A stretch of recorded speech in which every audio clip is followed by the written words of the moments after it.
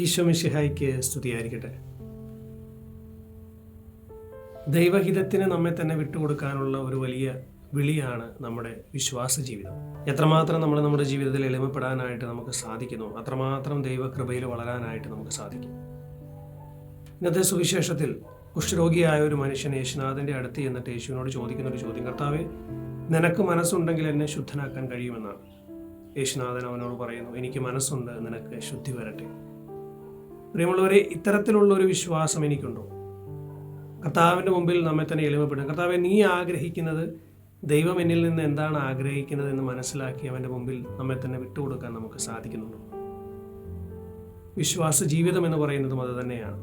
കാണപ്പെടാത്തത് ഉണ്ടെന്നുള്ള ബോധ്യവും പ്രത്യാശിക്കുന്നത് ലഭിക്കുമെന്ന ഉറപ്പുമാണ് വിശ്വാസം. നമ്മുടെ ഈ എളിയ ജീവിതത്തിൽ വിശ്വാസത്തിന് വേണ്ടി ദൈവത്തിന് മുൻപിൽ, ദൈവഹിതത്തിന് മുമ്പിൽ എളിമപ്പെടാനായി നമുക്ക് സാധിക്കട്ടെ. ദൈവം അനുഗ്രഹിക്കട്ടെ. ആമേൻ.